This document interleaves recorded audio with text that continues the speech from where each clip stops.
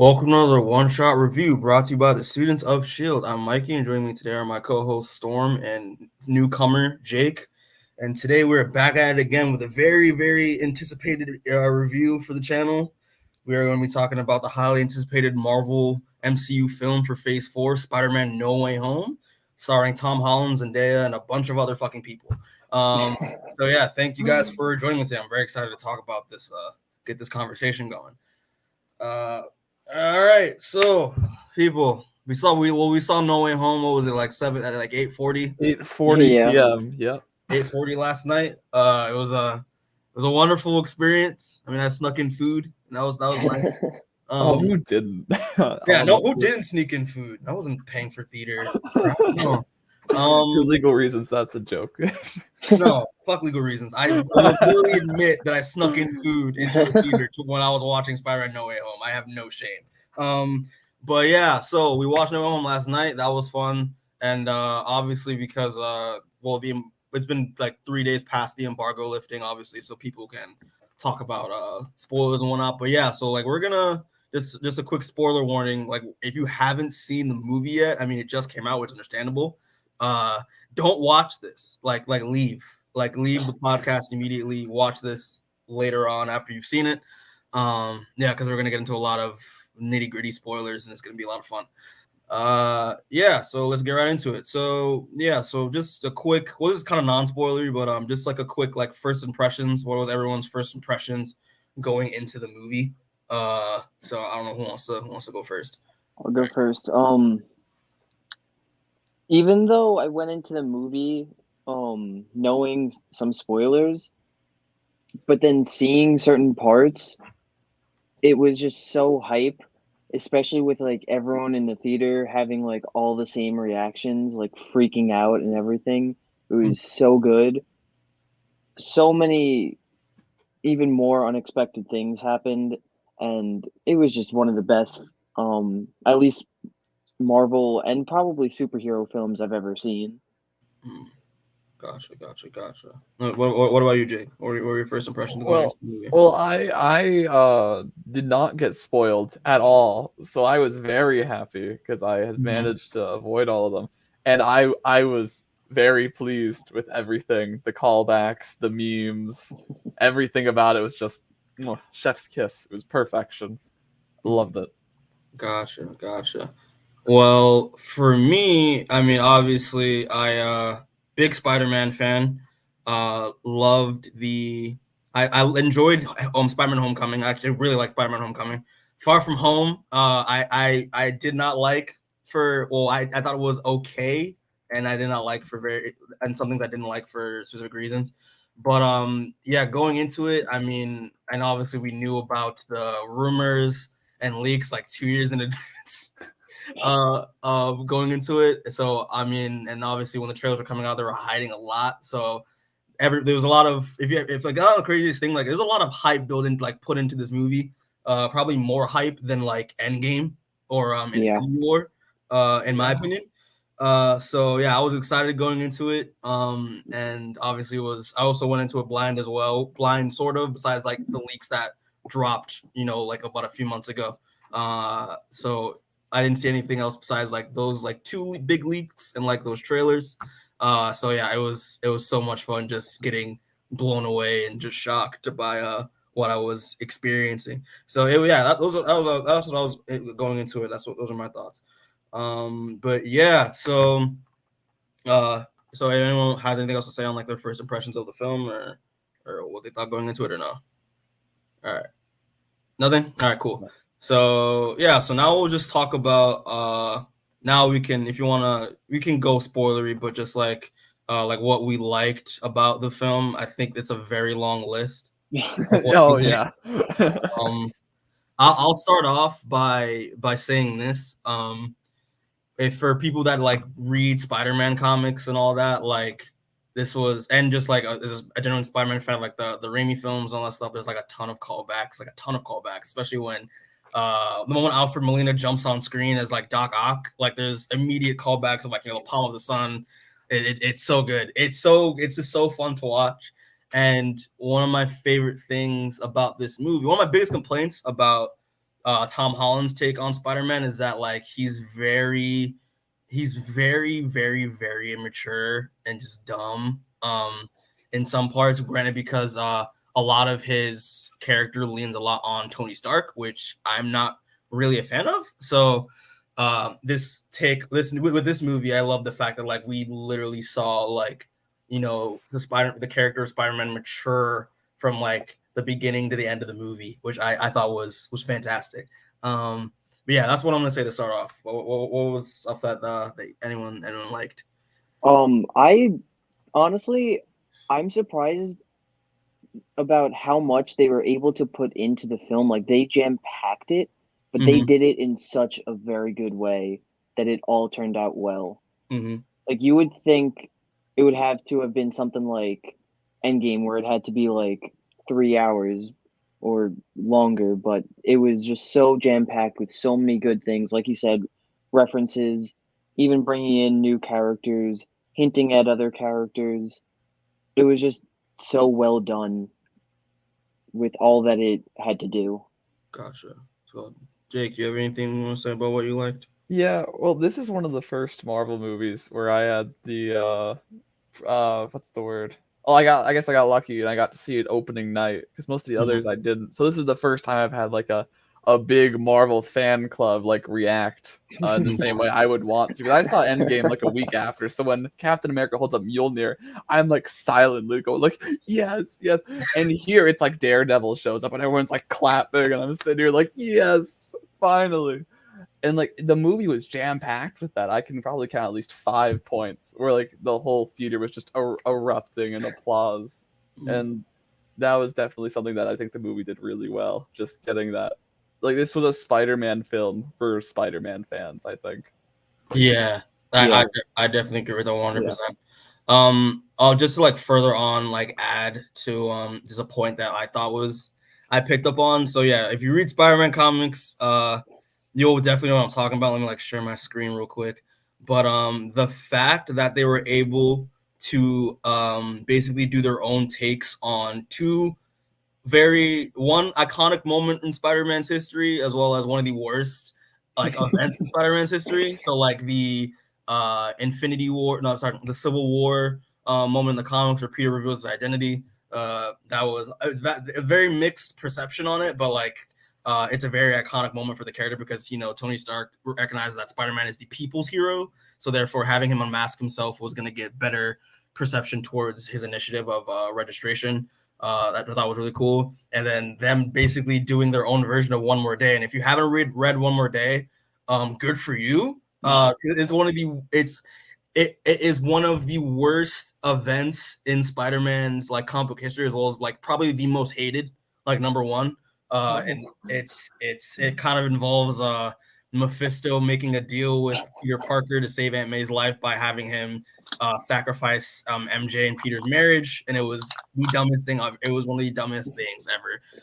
But yeah, like they practically did both of these moments justice, especially because of I loved the idea of just like like with the identity reveal in the beginning of the movie, how they're focusing on more like the darker side of fame and like celebrity, and how that negatively impacts the person that is gets into this like higher status and is recognized. I thought it was really cool.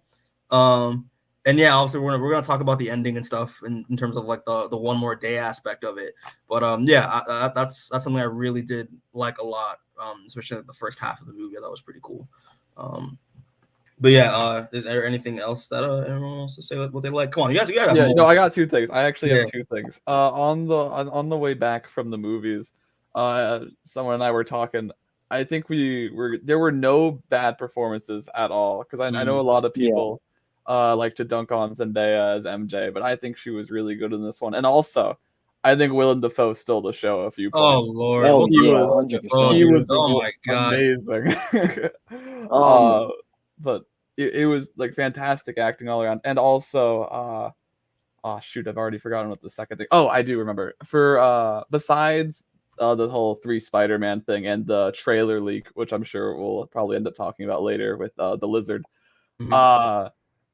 I think that some of the secrets that didn't leak were also pretty interesting because like everyone was like, oh, someone's gonna die, someone's definitely dying. I Mhm. heard everything from the villains, I heard Maguire, I heard MJ, I heard Ned. I don't think anybody guessed that it would be May. Yeah, I no. didn't hear a single person. I And I literally had no idea. yeah, I was pretty surprising. yeah, no, the fact that they could get like the whole theater to be like, oh my gosh, like I mean, and that's pretty impressive, I think. Hmm. So Yeah, cool. Jake, with what you said about like their performances, I agree 100% because so many of the things with like showing the emotions and even just like showing the emotions like for Tom Holland Spider-Man, he did such a great job of like showing the grief and like the pain he was going through. And so did the other Hmm. two when they talked about their experience like with Uncle Ben or Gwen Stacy. Um it just really they did a great job of showing their emotions in it, and even like them just talking together as like just normal people, it felt like very natural. It didn't feel like forced or anything. Gotcha. Yeah. Yeah, I will say this though. One thing that I really liked because I was watching some interviews, especially with Tom Holland, and he was talking about how like the action and like the fight scenes were going to be a lot more like darker and more Hmm. brutal. Yeah, and I loved how, especially because during with like the inner turmoil of Tom Holland's character, especially when May dies, the how brutal and like the action was, especially like the action, like the scenes in the apartment. Yeah, Oh my god, I was like, it was rough, especially when it's because of it's yeah, the going through like the heroic moral dilemma of like killing. I thought was really interesting and how it played into the story. Yeah, I thought the action in this movie was some of the best action that we've gotten from the past like two MCU Spider-Man films. So yeah, that's something I really liked as well. So, does anyone else have anything to point? We're gonna talk about characters and stuff, by the way, whenever we get to it. But Okay, yeah. cool. yeah. But yeah, anything else anyone want to say what that they liked at all? No, I mean, I no. think it's obvious that we all love the Yeah, we film all Yeah, like yeah. overall. So I mean, they were calling out memes everywhere. Like that's all I that need. was I yeah, love those references too. Yeah, Yeah. those Oh, are I those. will say I didn't expect my back to make Oh it. that Lord. was That that was was the best amazing. one. That was the best one. Oh my gosh. Yeah, that one was great. um. Yeah. So, and also how I'll also say, well, just to finish off before we move on, but the incorporation of Doctor Strange, I really liked, seeing more of the magic as well as him making a good point that Peter can't, the problem is Peter keeps having the dual identity thing because in the MCU, unlike the comics, like they don't really do secret identities in the MCU, so everyone knows who Steve Rogers is, everyone knows who Clint Barton is, everyone knows who Bruce Banner is, but like no one knows who Spider-Man is. So like the fact that like Yeah. he addressed the having a double life as a problem, even in terms of like him fucking up the spell, I thought was really great. And we'll talk about it, but that's also one thing I wanted to acknowledge. All right, so then we'll just move on to what we didn't like, which I'm assuming is very small. I have one thing though that kind of bothered me while I was watching it. So the whole spell thing was kind of didn't make any sense in terms of Yeah. Yeah. uh the whole spell being like the reason why these villains are here is because they know who Spider-Man is. But then they kind of established later on, and especially like with Electro, that Electro didn't know that Spider-Man was Peter Parker. Yeah, and the fact that like the other thing with the spell was that uh these guys died at the hands of Spider-Man, but like Lizard didn't die, he was cured. Sandman didn't die, he left at the end of Spider-Man 3. So yeah, I don't think they really thought that. I think that they didn't really think that through with that part of it. Yeah, Yeah. What are your guys' thoughts on the only thing I could say to the them not dying is that maybe the other Spider-Men fight them later on and then in some other battle, which obviously you just have to think yourself for that, but at the same time it's like we didn't see like all of them die, that? which is a bit like but yeah, I don't have like many problems with the movie besides like what you said. And that was the only thing that I could think of that like bothered me. I was like, that doesn't make any sense. Yeah, no, I was thinking the same thing, especially with Sandman, because I was like, I know for a fact he didn't die in Spider-Man 3. Oh, you know what? Something I'm mixed on, I guess. So I never saw the Venom movies, but I did see the post credits for the recent one where Venom is in the MCU, and then at the very end of the movie, they're like, "Oh hey, we didn't forget about him. Here he is," and then he's gone. But it's like, okay, cool, the symbiote's in the MCU now. But like that build up, like there wasn't really like a big payoff. It was just like, there we go. It's like that's it. And I guess another thing, I don't remember which one, if I told any of you guys this. I think I did on the way home. That people are really hyping up like the Sinister Six. But there's only 5 of them. And then we had 5. And the only way I can reconcile that with myself is that Venom didn't pay for his bill, so he's a criminal. He's evil. Boom. That's so funny. The 6th one. That's all I've got. Yeah, that was kind of a disappointment too. Where I was like, there's only 5 of them. That's not the Sinister Six. Like, come on now. But yeah, I can see what you mean. Yeah, I agree. Yeah, because like the Sinister Six, that's like a big Spider-Man thing. Like I don't really read comics all that often, but like even I know who the Sinister Six is. Like that's a big thing. And if you're making the be all end all Spider-Man film, kind of need that. But I think it worked out. It just felt weird. Yeah, for sure. Does anyone else have anything that they didn't like about the movie? No, I think you guys said it. Oh, one tiny thing that no one else will care about. They did the power of the sun in the palm of my hand twice. That just bothered me.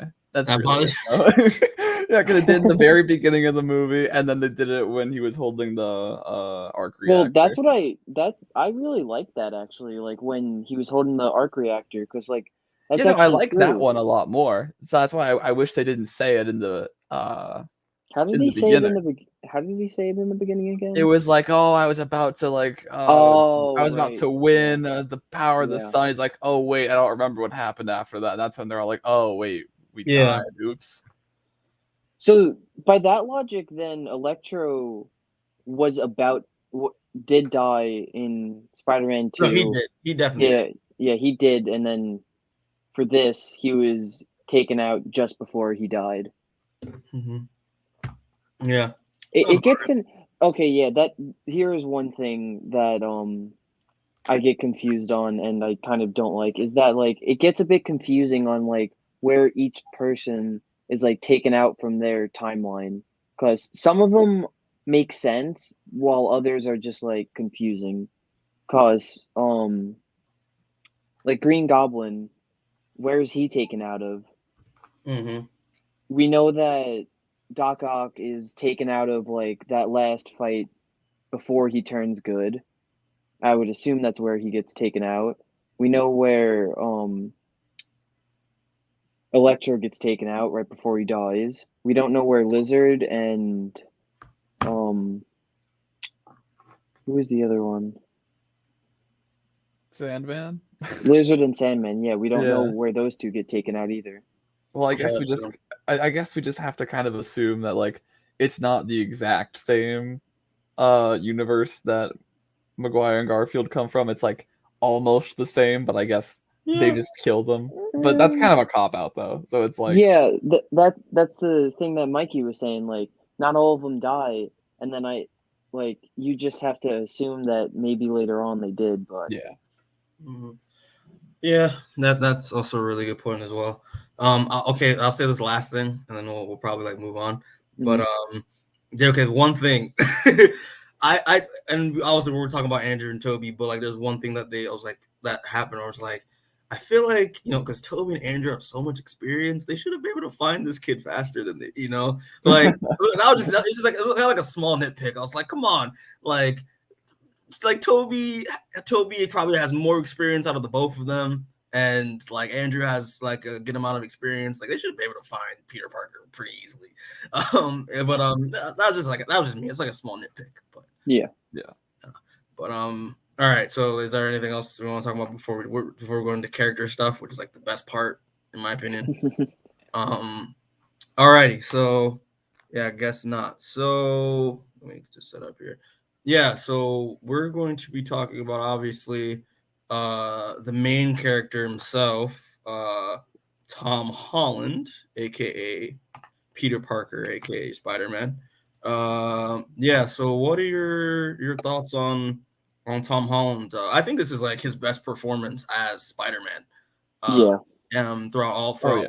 throughout his appearances in Civil War and Endgame and Infinity War and Homecoming and Far From Home. This is like the best performance he's done again because we see the character literally like go from being the Spider Boy that we've seen in those other four films into like now like the Spider-Man. He's actually like matured, and you've seen this kid mature throughout the course of the movie through the various events and stuff like that happens to him. Yeah, I thought it was fantastic. I also did like the fact that when he's going to go see Doctor Strange, because I remember like we saw the trailers and stuff, and one of the aspects of it was with the spell that he's doing it because he doesn't want everyone to know that he's Spider-Man. But I like the angle that they also didn't get into MIT because he was Spider-Man. So now there's another like an emotional angle to why he wanted to do the spell in the first place. That I really liked. But yeah, that's what I thought he did a great job. I don't know who else doesn't have anything to say on. I thought, yeah, I thought it was great. Like I said earlier, I think him and the other actors did a great performance in like showing their emotions and how like the different things affected them throughout the movie.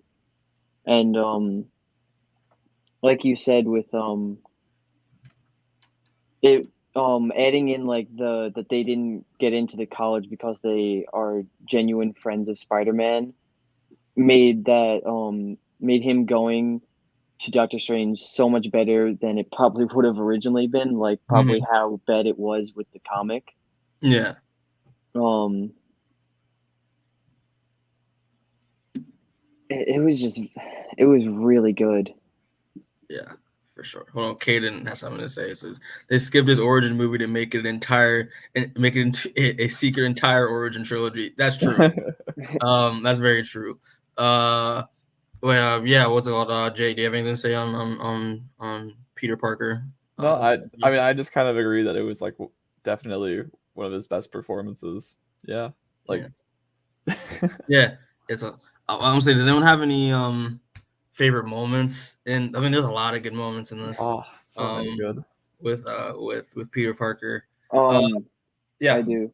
The at the end in the final battle when he's going up against Green Goblin and he just decides, screw it, I'm going all out. I'm not holding back anymore. Yeah. And it's not even like any of the punches that like hit Green Goblin. It's the one where he punches him and he misses and he hits the shield.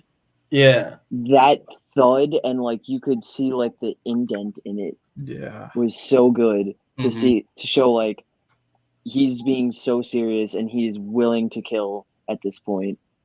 For sure. Jake, you have any favorite moments? Yeah, no, it was well, I mean, besides the banter between the three, I would definitely agree. It was like at the end, it was like when he was gonna kill Green Goblin, it's like, oh man, we got some morality and ethical issues here. That's gonna be an interesting thing. Because I bet they're gonna explore that in later movies. Definitely. Gotcha. I will say again with the whole spell thing, I love the fact again we see him just be an idiot. Like he's such an idiot in the beginning, and I love it. Like it's just because again we get that maturity arc throughout the whole movie, and the fact that like he has Doctor Strange risk breaking the multiverse when he could have just called the MIT admissions. Was the funniest thing. But also one of my favorite stuff is how his interactions with the villains that show up. And just like especially when he wants to like cure them all, like he takes them to like the condominium and tries to like, and it's very casual and just very like kind of weird because there's a bunch of villains that are just like in a condominium trying to like. I thought it was so fun. I thought it was fun. We'll talk about MJ in a bit, but like I loved the relationship between MJ and Peter a lot more than I did last movie, for sure. But yeah, I just like Tom. This movie kind of proved that Tom Holland's the best Spider-Man out of all of them. I loved it. I thought he did a really great job. But yeah, I think that's all I gotta say. Well, if we have any more things to talk about, you'll probably like bring it up. But was there anything else anyone wants to say? Nothing.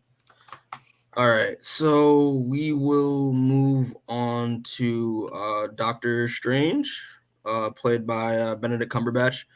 What anyone have any opening thoughts on Doctor Strange in this movie?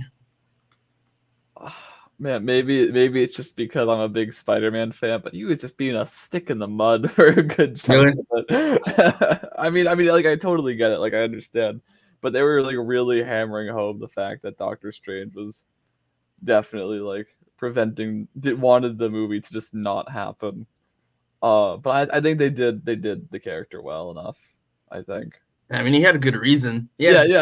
Like the reason was there, but it was just like, dude, let Spider-Man ruin things a little bit. I want to see some multiverse action. Mm-hmm. So, Jake, what are your thoughts on Doctor Strange? What's up? You just said Jake. I said Jake. I know. I thought it was good in the beginning to show that he's not actually the Sorcerer Supreme. That I thought was interesting, and it made sense.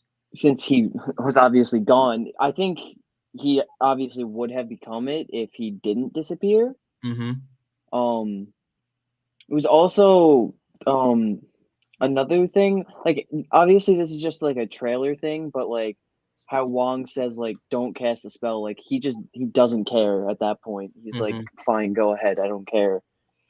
And I like that the more it wasn't that Peter was what Peter said was being added to the spell. It was Doctor Strange had to modify the spell every single time, which ended up one screwing with Doctor Strange with what he was trying to do because he had to really focus, and then it also like he had to just keep adding on, and it just made it worse and worse. I really liked their like short little fight in the mirror dimension. That was really cool. That was really cool. Oh, that was trippy. I really like that train sequence too. I mean, especially because like Peter defeats him with math. That was so funny. Yeah. It's like, oh, this is just geometry. This is just geometry. I love geometry. Guys, yeah, see, that's just what I do, like in all my classes. Like, I'm Spider-Man. Yeah. What's it called? I'll say, I mean, obviously, like I like Doctor Strange in the MCU. I like Benedict Cumberbatch as the character of this. I mean, this kind of segued into Multiverse of Madness. That's kind of why he's here, which made sense. But I love how they had difference in morality between Peter Parker and Stephen Strange. The fact that like Peter, like Stephen Strange's like, listen, like it's not your problem. They don't belong here. We'll send them back. Let's move on. What Peter's like, nah, like we gotta cure them. And it shows the fact that like which is known with the Spider-Man characters that like Peter always doesn't like prefer killing. He always wants to find another way, which I loved. Again, like the mirror dimension fight was really good. I mean, it's typical Doctor Strange like mind fuckery, which I loved. I especially loved especially this scene here where he knocks Spider-Man like Peter out of his his astral form. I thought it was really cool, and the fact that like it showed like he kind of has because of his spider sense, he kind of has a little bit of an advantage because every time he tried to get the box, he would immediately like move, even if he like move out of the way, even though he was unconscious, and he was like, oh, like this is so cool, and the fact that he could like go back into his own body, I thought that was really interesting, and like how they did that. But yeah, like I thought Stephen Strange was a very interesting asset to the movie, especially towards the end, where obviously he does the spell that makes Spider-Man, everyone forget about Peter Parker. Yeah, I thought he did a great job. I thought Benedict Cumberbatch was, it's Benedict Cumberbatch. He's doing good shit. So yeah, I loved it. But yeah, any other thoughts on Doctor Strange? I do. I I like you said, Mikey, that in the beginning he's like, "This is you don't have to do this. They're not your problem," and all that. And Peter at first is like, "Okay, I want to save them," but then when Aunt May dies, he's just like, "Okay, no, fuck my original morality. I want these people gone and dead." Like he's just on the verge, and then like he goes, and then seeing all the other Spider-Men and like them explaining it to him, he then is able to bring himself back from that point. Yeah, for I sure. really like that, like his I like that Doctor Strange's thoughts and everything actually played a role in what Peter did. Mm-hmm. Especially like his kind of his compassion towards Peter wanting to help him, even though like he didn't really know the details about like MIT, especially when it's like you could have just called. Yeah, like instead you want me to fuck up the multiverse because of your shit. Like I thought it was just fun.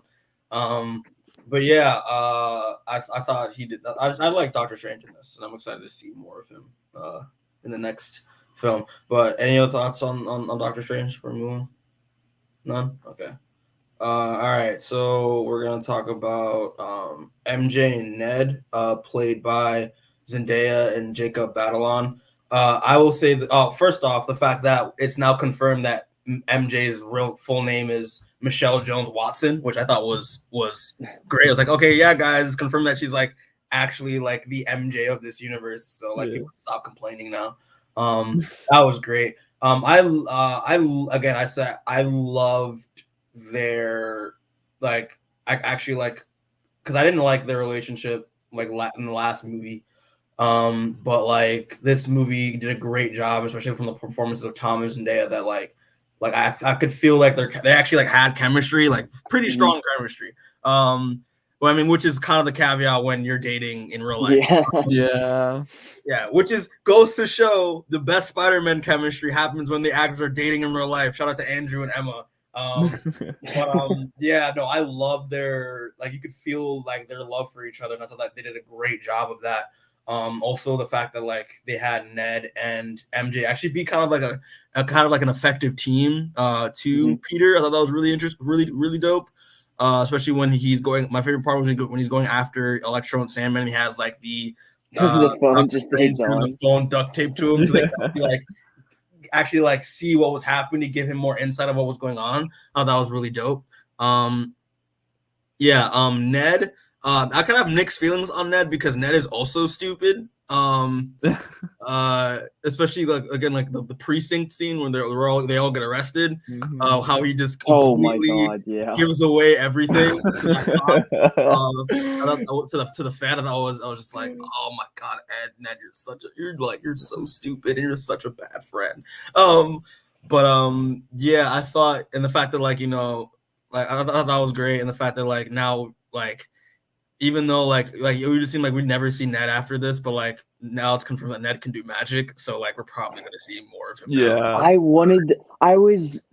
that was such a great thing to see, and then I was so upset when they like erased everything, so that probably means he has no memory of doing any of that magic. Which is like, it was so good. Yeah, but that's what I'll say to start off. I don't know who wants to go.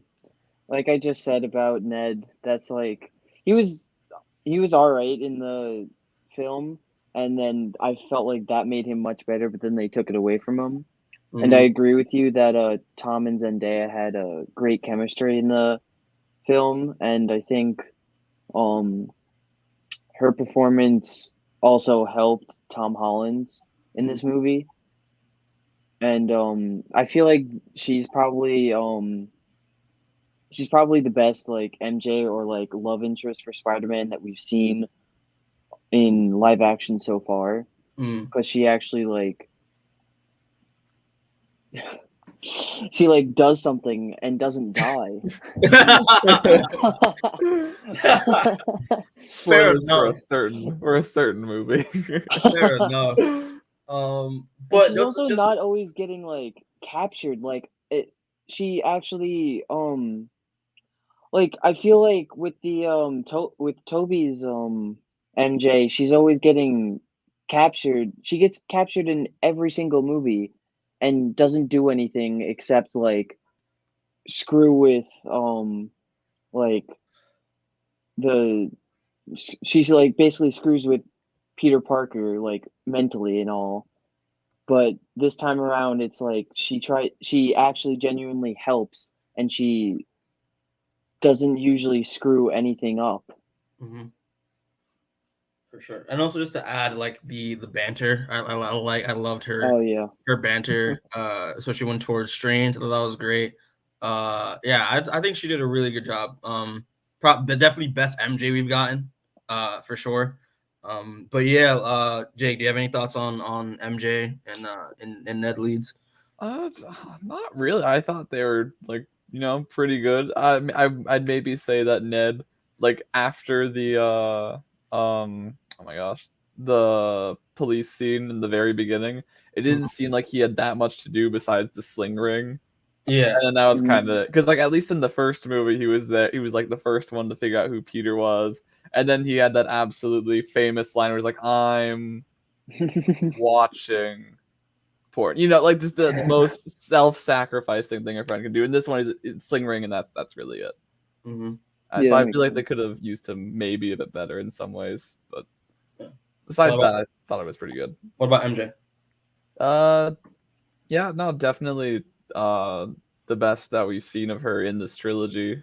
I haven't seen Tobey's trilogy in a while, so I wouldn't show. I couldn't tell you Yeah, if she fair was better enough. than that one, but now that Cadence everyone also brings right. up, That's all Ned was there for. So. Yeah. yeah, it was yeah. But yeah, Um, no, I definitely think this was the best MJ performance this trilogy.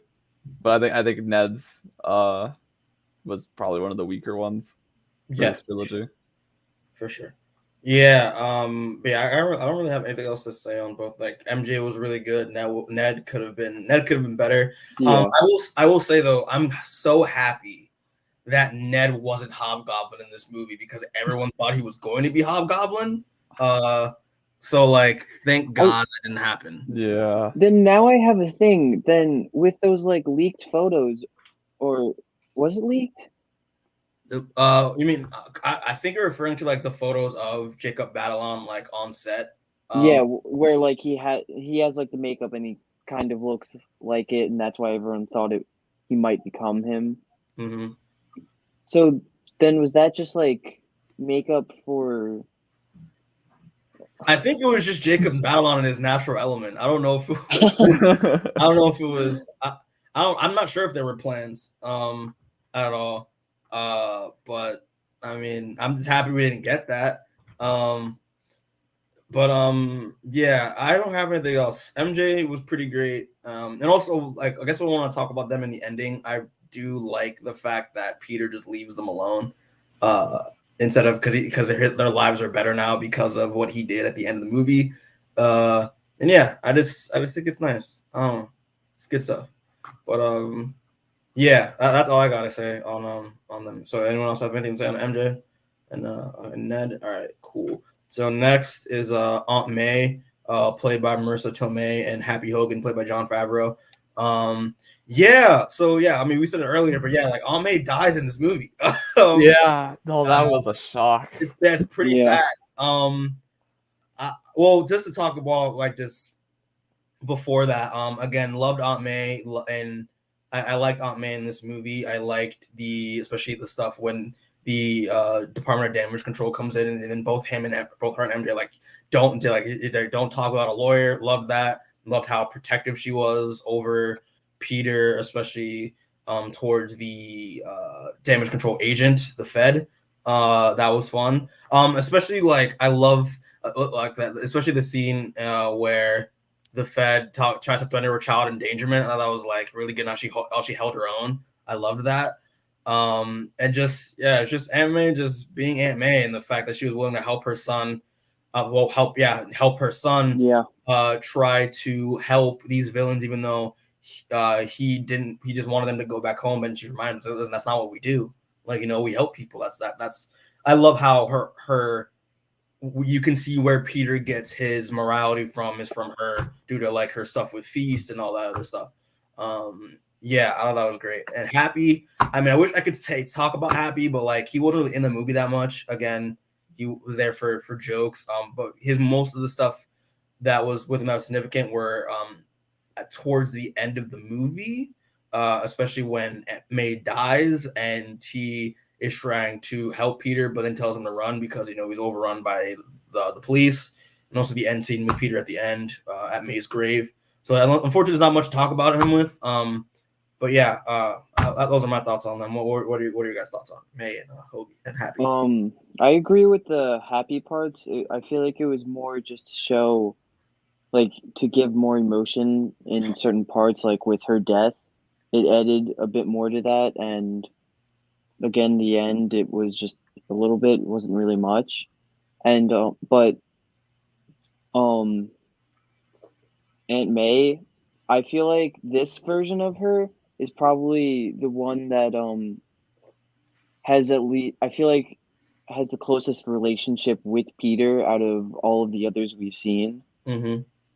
And like you said, the son thing, it really does like feel like a mother and son relationship, especially in this film. It Mm-hmm. does, with her just trying to defend him and trying to even show him like the morality that like you just need to help these people. They're not like that bad. It's just these things happen to them which cause them to become evil. Mm-hmm. Gotcha. So, Jake, what are your thoughts on May and Happy? Well, first of all, I think they just need to change Happy's nickname to Sad because it was My nothing but God. sad boy Jesus. hours this whole movie for him. But Yeah, no, but for real though, sorry. I think for like the times that Happy was on screen, like he was used well enough. Maybe too much comic relief. But then with Aunt May, it was like that's like one of the few MCU deaths that's like, oh man, Mm-hmm. like that's crazy. Yeah. Like you'd never expect it. Yeah. So, Especially how they bait it. Like, yeah. okay. Yeah. You're like, oh, she's fine. Yeah, she's fine. And then after, like, with great power, it's like, oh no, no, Yeah. no, no. And Yeah. then, I mean, that scene was powerful, definitely. Yeah. Yeah. Well, actually, yeah. Speaking of that moment, what are your thoughts on the fact that now May is essentially like the Uncle Ben like archetype for Peter in this movie because she's the one who says the iconic line instead of Ben. So what were your thoughts on that change? I think that's fine because like we're not really shown Uncle Ben at all in the MCU, and we're led to believe even because Declan said that this is like a theory that he probably died, that Uncle Ben probably died before Aunt May adopted Peter, so Mm-hmm. like he wouldn't have much of an effect on him. So it makes sense that like she.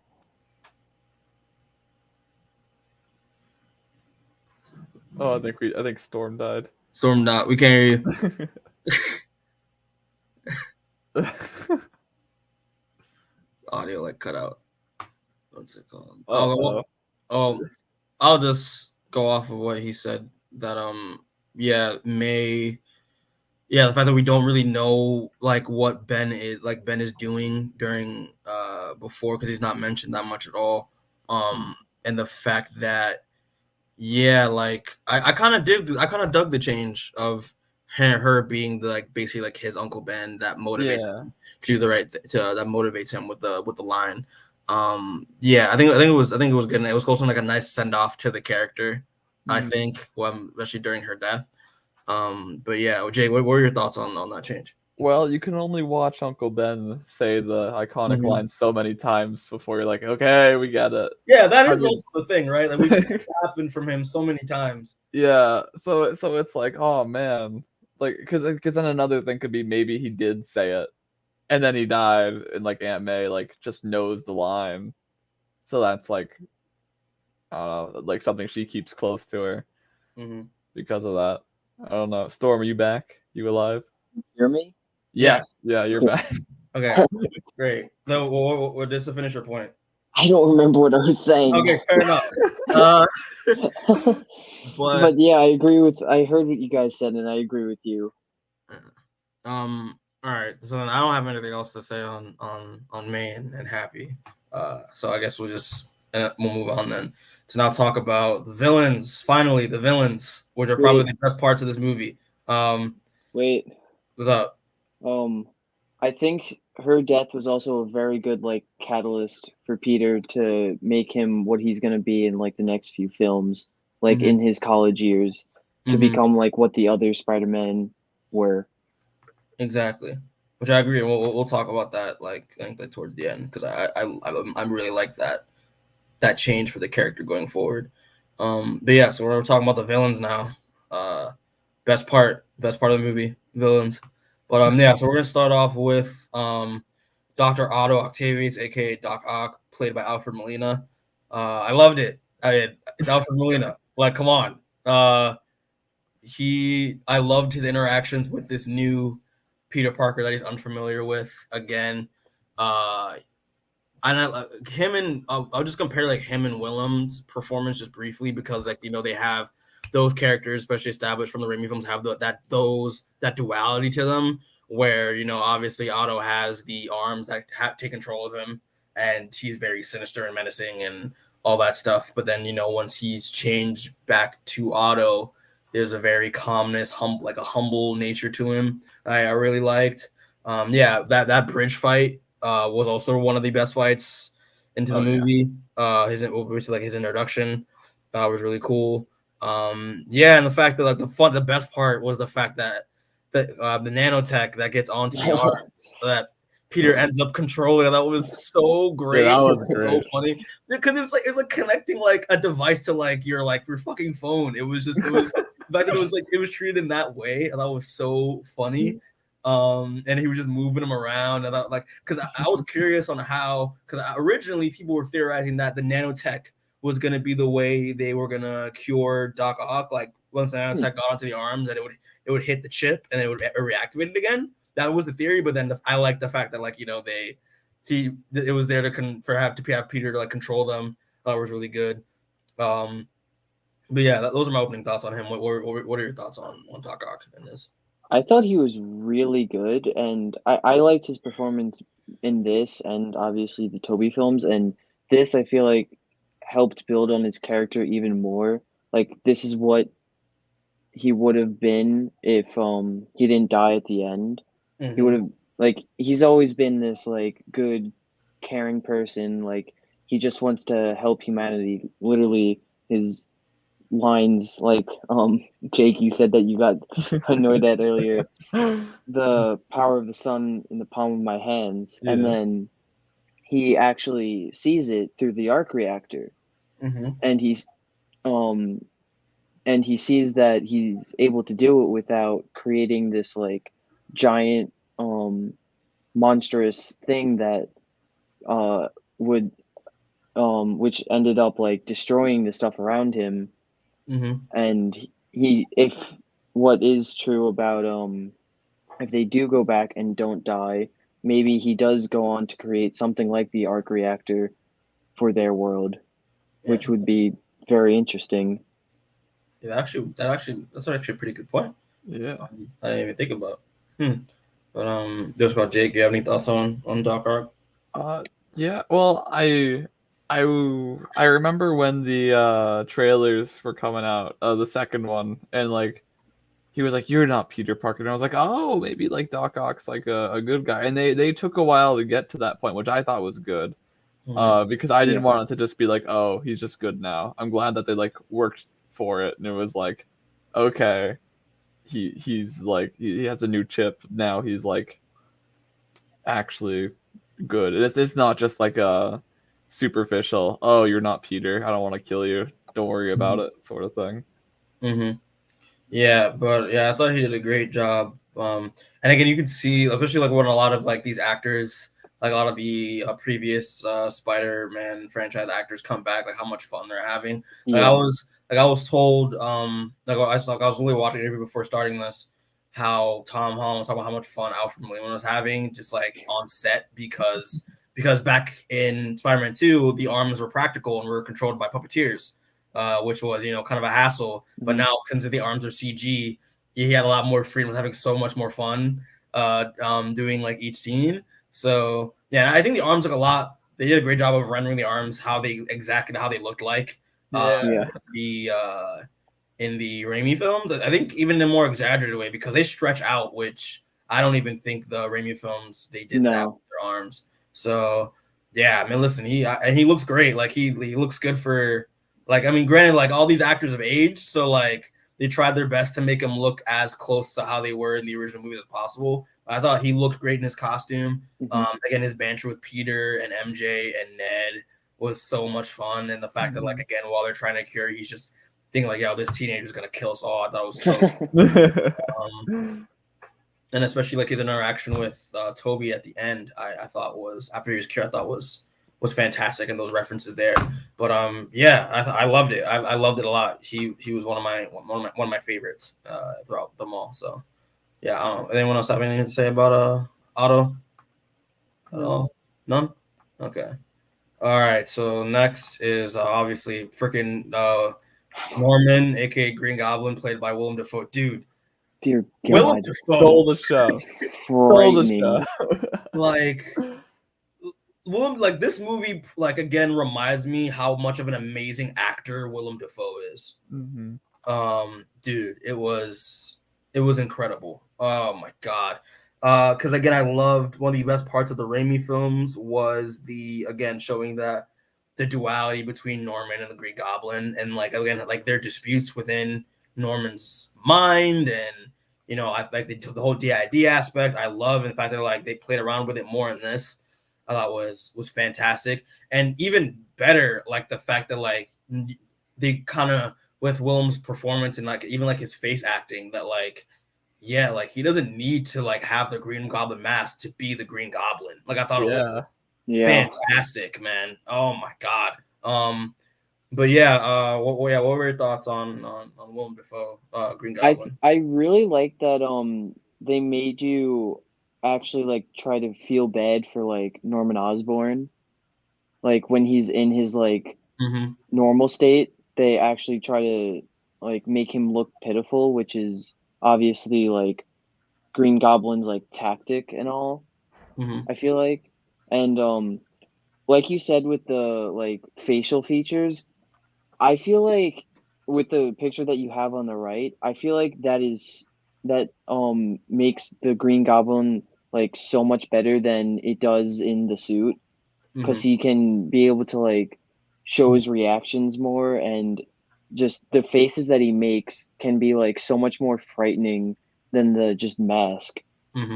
Like especially like in the apartment fight scene when they're fighting, and then Tom Holland has him against the wall and he's just punching him, He's and smiling. he's just smiling and laughing hysterically. God, that gave me chills. He's so good, Willem Defoe. Such a good actor, especially for this role. So cool. Jake, what are your thoughts on yeah, well, I think it's clear that we all love him, but I heard today that apparently one of the like things that he wanted for this movie was for all of his stunts to be performed by him and not by stunt double. Oh, yeah, wow. I heard that. Yeah, which is incredible. Yeah, I think he said that it's not the same, like just plastering your face in occasionally or just being in like the scenes where he's not doing anything, because I think he said that it's like gives more to the character when it's the actual actor doing it. Yeah. And then and I'm also, this is more of a Green Goblin thing, not so much Willem Dafoe, but like I'm glad that Green Goblin was the last one to be cured at the end, because that was like the first villain, he's the last one. It's like a nice 20 some odd year arc to just close with. Yeah, especially because like it kind of showed that even in like the action scene in the apartment and just like the end fight was that like to show that like Green Goblin is like Spider-Man's arch nemesis. He's the number one out of all of them. So out of all of his rogues. So I like how they're able to show that, like on screen and in like the story. But yeah, man, and especially because like again to go back on like Willem's performance, he's showing the throughout like the vulnerability of Norman, especially like the confused like state that he's in and like his vulnerability and how like the Goblin used that to basically get Spider-Man to like like to trick Spider-Man into thinking that he wanted to be cured the whole time. And I loved how like Peter Spider-Sense knew that like Norman was the threat, was the problem. I love that. And the fact that it took Norman to convince all the other villains, hey, don't listen to this kid. We shouldn't be cured. These are gifts, not like not ailments, So I love that like it was him that was able to kick things off with like the Sinister Five, basically. Yeah, no, I loved it, dude. He killed May. Yeah. Oh my god. Yeah, but yeah, I thought this was definitely like the best performance I think in the movie to me. So yeah, well, Yeah. any other thoughts on Green Goblin at all before we move on? None. It was great. It was. Yeah. How old is Willem Defoe? Like, I think I feel like he's 60s. he's in his 60s. I feel like he is. No, he's gotta be. I'm gonna look it up just briefly because he said he wanted to do his own stunts. He's Yeah. 66 years old. Yeah. Yeah. Damn. Jesus Christ, he killed it. If he did his own stunts, he killed it, man. Oh my god. But yeah, okay. So I guess we'll move on to the next villain, Max Dillon, aka Electro, played by Jamie Foxx, who's my personal favorite. I love Electro. Oh my god, because obviously going from the last movie, the Amazing Spider-Man 2, which again is is probably one of the worst Spider-Man movies, in my opinion. But just to talk about like my experience with it, because I don't like Max Dillon as a character and like the way he's portrayed, but I actually kind of liked Electro in that movie, even in all of his blue glory. I thought he was kind of fun. And the fact they kind of like again they kind of took what worked with that character and then just like cranked it up to like a few notches. That was great. Especially because like Storm was sitting next to me. I freaked out when he shows up when Peter's trying to track him and Sandman, and he showed up blue. Like he showed up blue, and he played the dubstep from Amazing Spider-Man 2. And I was like, dude, I was so hyped. I was so hyped. And then like, and I like the fact that they kind of made a reason for the fact because he was in another universe, it changed the frequency of his powers, why his powers look yellow instead of blue. Yeah. And the fact that like because of the dimensional shift, he was able to get his body back.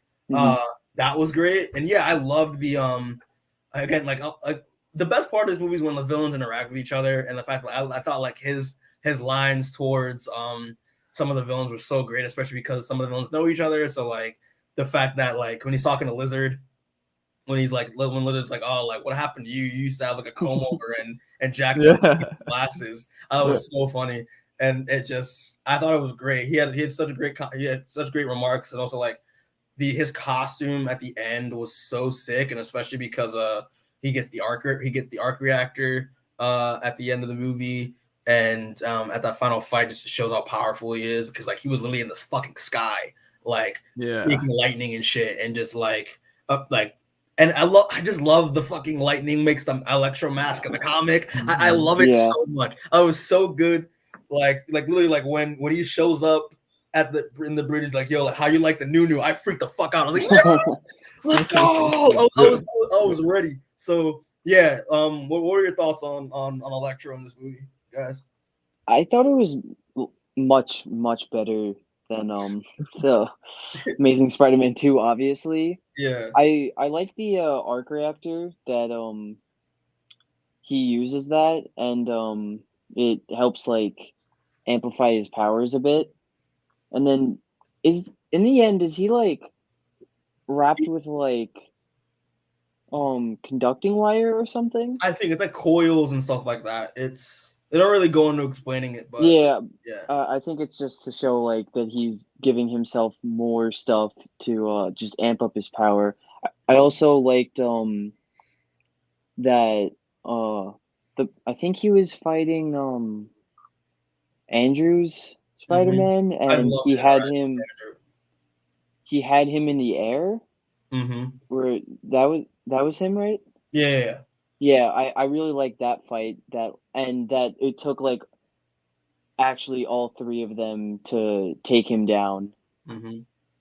Yeah, he was he was probably one of the most powerful ones out of all of them.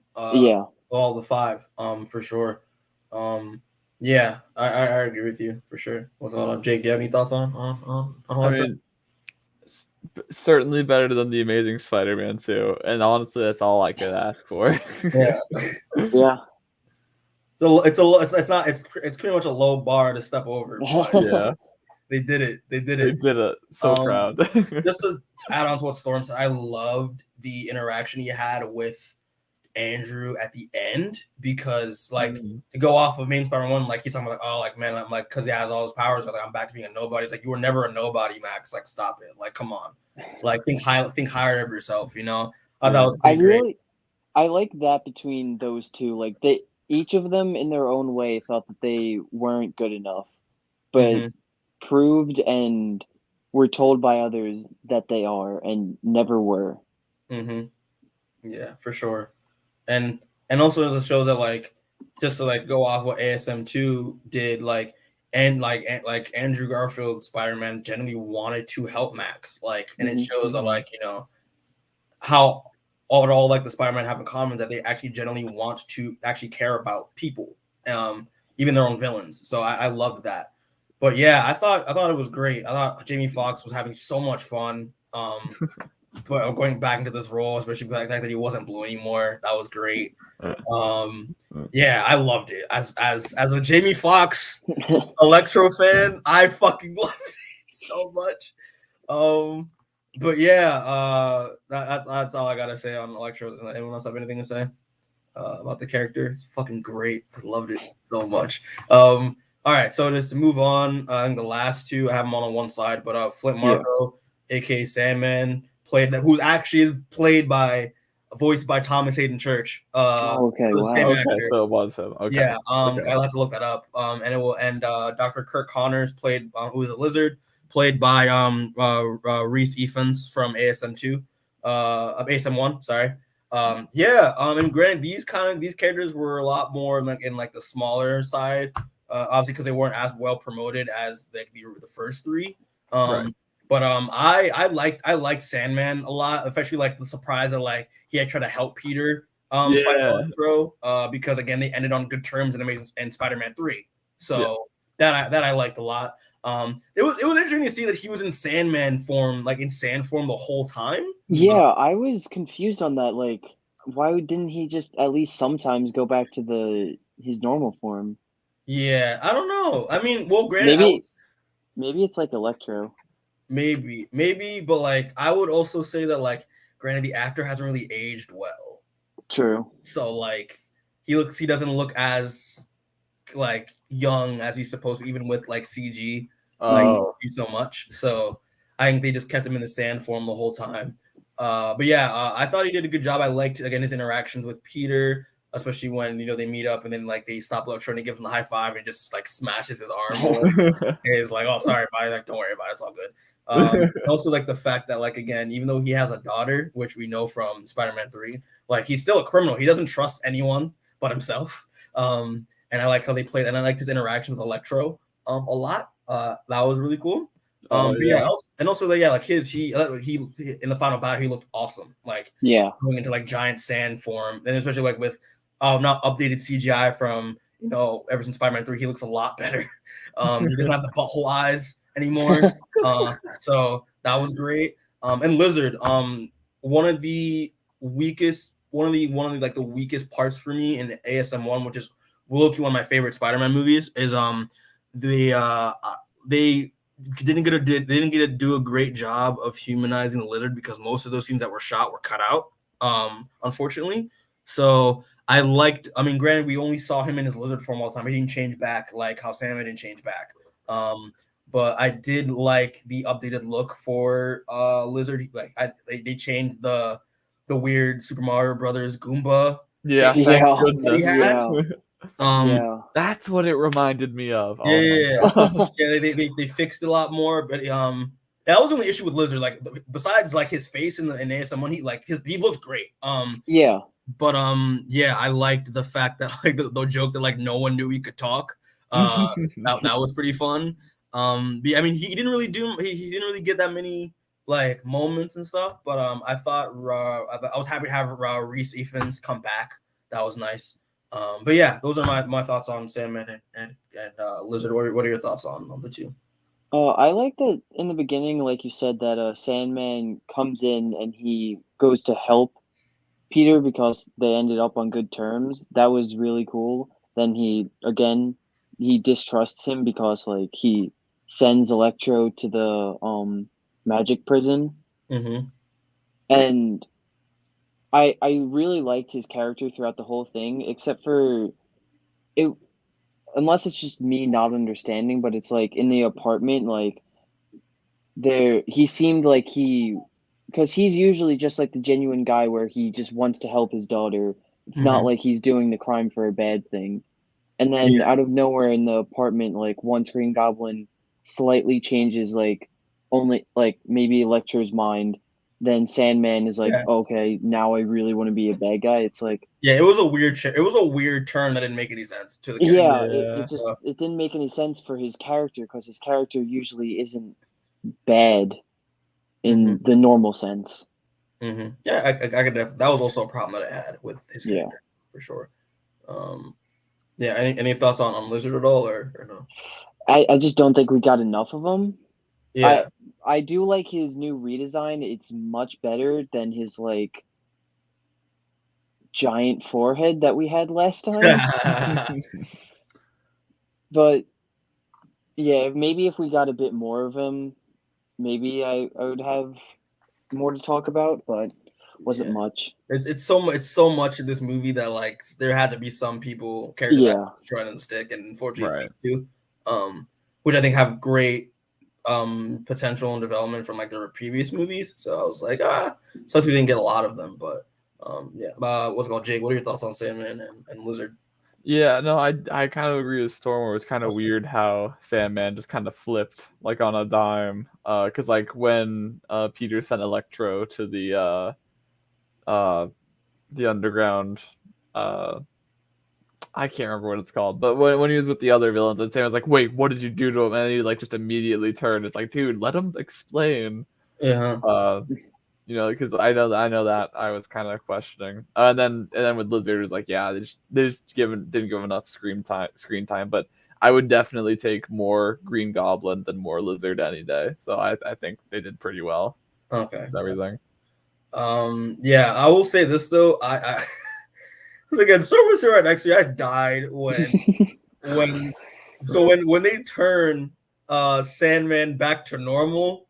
I literally laughed my ass off because I'm just like, this is just recycled footage. I was just like, you couldn't just. I mean, great because like I was saying, like the actor didn't age well, so like he just doesn't look like he should. But like they literally just had the footage of him, like if you remember, like the fight in the subway between Black Suit Spider-Man and Sandman. So like when he gets wet, like the way his arm is and that reaction he has is literally what they used in this movie. Oh my god! To make it worse, they changed his hair also, so he has like the weird red and black waves that he has in the comics. I fucking died.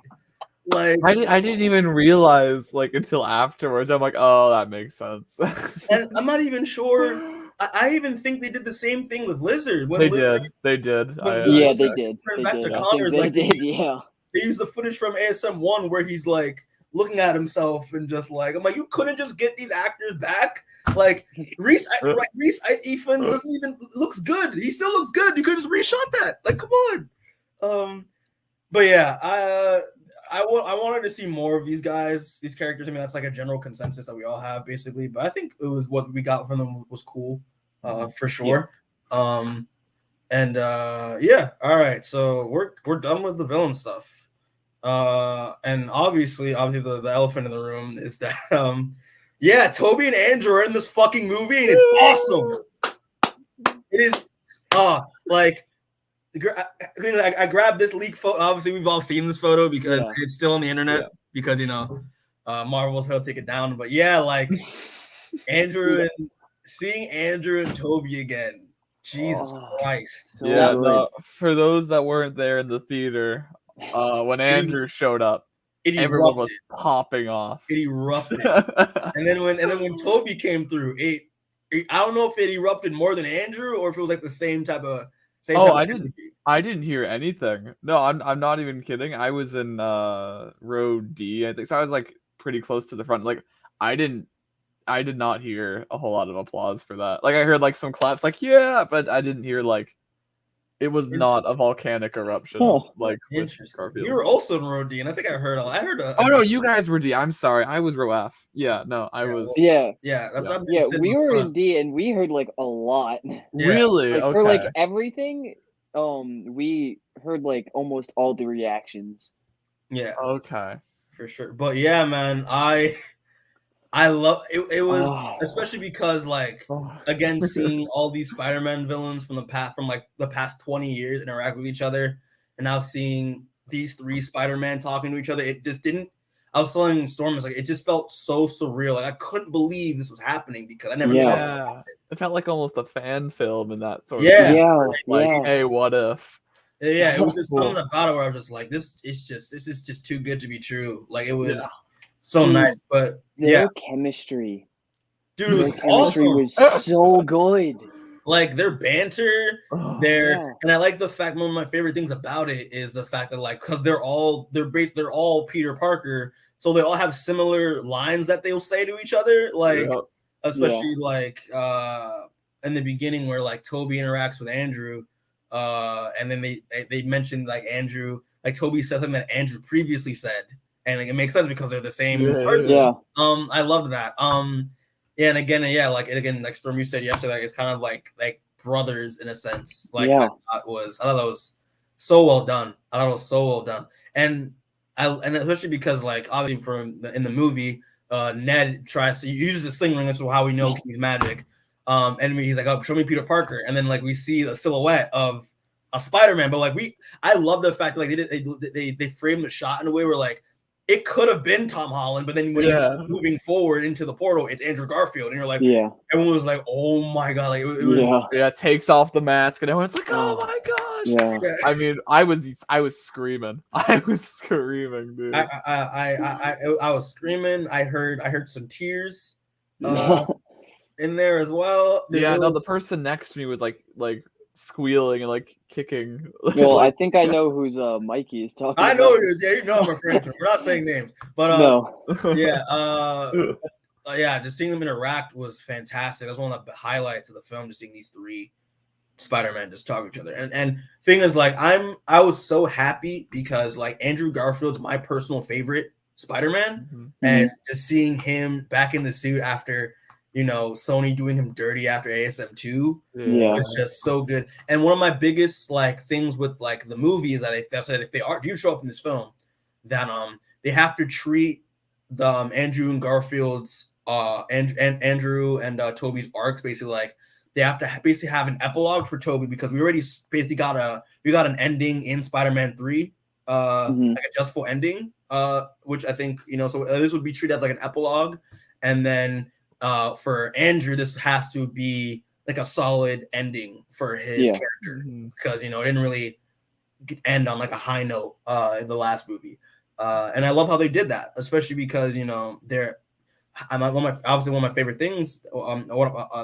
that happened was them talking to Peter about comforting him about Aunt May, and then they finally mentioned Uncle Ben, and then with Tobey, and then the fact that Andrew mentions Gwen, and I love how that tied towards the end, which is fantastic because he gets a chance to save his MJ, which is another. I know that was the obvious thing, but he really needed it, and I love that they did it because it gave the character more confidence in the end. Yeah, for sure. And also which I really loved about this is that these two Spider-Men are these Spider-Men that have made mistakes, like to their their character, their morality, and how they didn't want that for Tom Holland's version of Spider-Man. And then Tobey mentions the guy who presumably killed Uncle Ben, which isn't true. That was Flint. Right. And with and how after Gwen's death, how Andrew Garfield didn't really hold back as Spider-Man. He was a lot more brutal, which I thought was an added touch. So yeah, the fact that they added these details to solidify their arc essentially in the past, like in their Spider-Man films, that was fantastic. So yeah, I'll open it up. I don't know who wants to continue talking about Andrew or Tobey. Jake, you go. Me, dude. It was just so good. It was just so good, dude. Like when they were in the school, there were so many like inside jokes that like. Oh yeah. No, because like when they were talking about the web fluid, before I came to Students of S.H.I.E.L.D., I didn't realize that there was like it was a big deal that Tobey Maguire could like shoot organic fluid from his organic webbing is disgusting, and I don't. Yeah, it's weird. Yeah,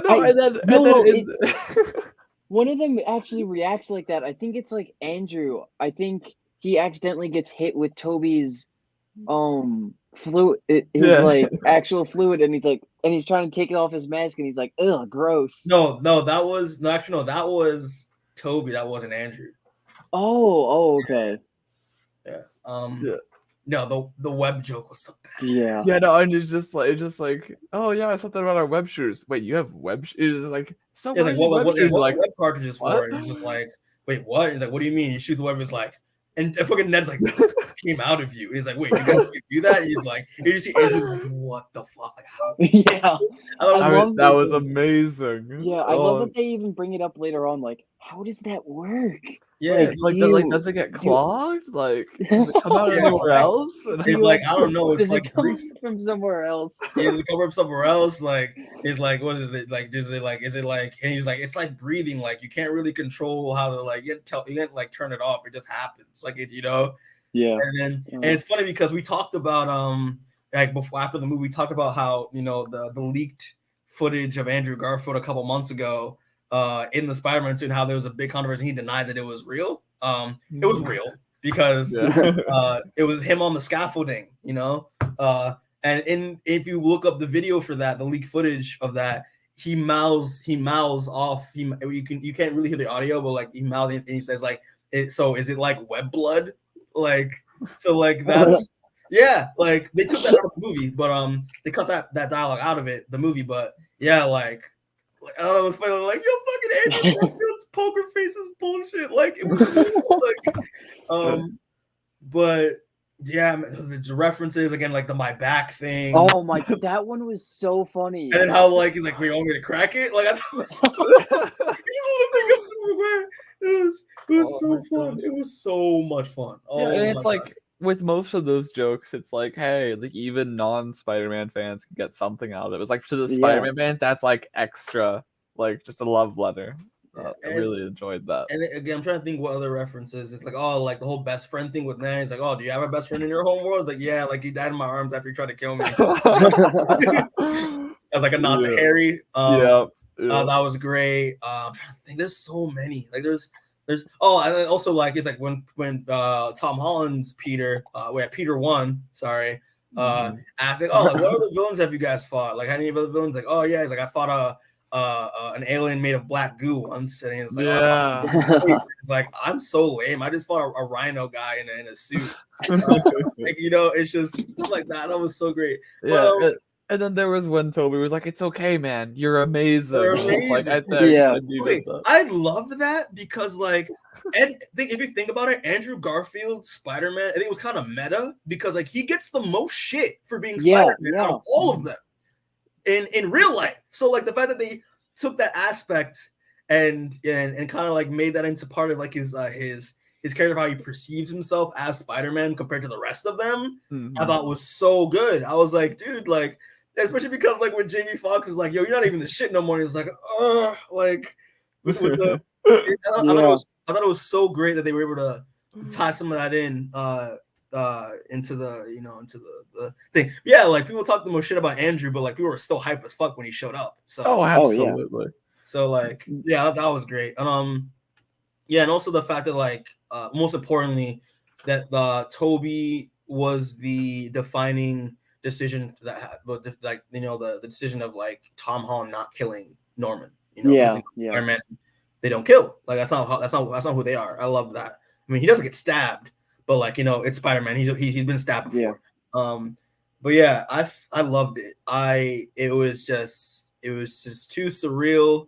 It was just so many. Just if you're a Spider-Man fan and you see the movies, you love the references that are packed into it. Yeah, especially I just realized my favorite one was with Otto. Him and that Tobey has with Otto, and he's like, Otto's like, wow, like you're all grown up. He's like, yeah, like how have you been? He's like trying to be better, which is a nod to Spider-Man 2, where where he talks about trying to be being the better man. I loved that, man. Like, Yeah. oh, it was so good. It was so good. But yeah, anything else anyone wants to add to Andrew and Tobey coming back? Just talking about like this chemistry, like you said earlier, like how I mentioned that it felt like brothers, cause like just their chemistry and just talking in general, even the just adding the amazing part, like boosting like each other up and like everything. It just felt so natural, and it just felt like it really, to me, since I have like two older brothers, it felt like it was just me but in a different setting. It honestly felt like I was just seeing a I guess mirror image but in a different way, but with Spider-Man. And it was really great. Gotcha. So, Jay, do you have any thoughts on any more thoughts on? It was just really good to see him again. Yeah, honestly. I was kind of shocked the fact that like because again, like Andrew got so while he was promoting his film Tick Tick Boom. I felt the past so few bad months, for him. he got so much like no one would shut up about him being in Spider-Man. Right. Like no one talked to Tobey because no one wants to talk to him. It's crazy. So like seeing Tobey Maguire like sane was great, and like I mean and he still looks good for in the suit, for his age, Yeah. like I liked it. My only biggest like complaint is I wish they didn't use Andrew's ASM2 suit because he looks too similar to Tobey. Like in terms of the design. Yeah, like I thought it was Tobey running through the portal, and then it was Garfield. I'm like, oh hey, who cares? It's still that was one of my Garfield. biggest concerns because I was just like, you need to, if you're gonna have 3 Spider-Men on screen, you need to have something to distinguish them all. So like obviously Tom Holland has the tech and stuff on him with his suit. Tobey obviously has the metal webbed and like the angular eyes look. So like I really wanted them to do a version of an updated version of the ASM1 suit because that's a distinguishing suit that everyone recognizes Andrew in.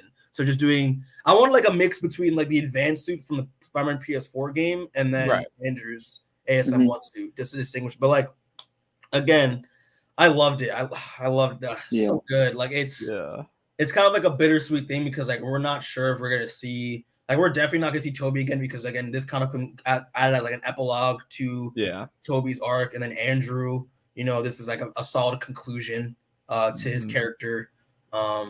So I mean, I don't know if like because remember Declan's like I wouldn't be surprised if we see Andrew again as like Sony's Spider-Man that pops up in like the Venom verse and all that stuff. I mean, I would want that, but I'm not sure that will happen because I mean, granted, they can just wave a bunch of money in front of Andrew, be like, "Hey, you want to be Spider-Man again?" But like again, they kind of did him dirty as Spider-Man, so like they did. I don't know, but I mean, I would love it, but yeah, there was like this. They're just. This was so good. I guess one small thing is I'm just really glad that I went as Bully Maguire because like I was dancing in my seat when they were showing up. Like for sure. But yeah, any other thoughts on Andrew and Tobey at all? All right, cool. But I'm so good. Like honestly, like iconic. This is iconic. That's all I gotta say about it. It's so It was good. like the perfect love letter. It was. the It was a fans. perfect love letter for like 20 years with Spider-Man. You know, so it was fantastic. But yeah, obviously to move on. Another big reveal that we got, and we kind of mentioned earlier as well, is you know, Charlie Cox is back, baby. Woo! At Murdock. Yeah. Let's go. Oh, it was painfully brief, but Yeah. I loved it. I loved It it. was cool. It was cool. You know, and obviously, I mean, it was just for people that have watched. I mean, like it was just Matt Murdock, as Peter Parker's lawyer. I mean, obviously, because you know, Matt Murdock, Daredevil, he has become in the comics. He's represented superheroes and superheroes before. So I liked how they added that that part of his character to it. Yeah, just Charlie Cox just being fucking Matt Murdock. I mean, Yeah. no one else that can play the character well, in my opinion. No one else.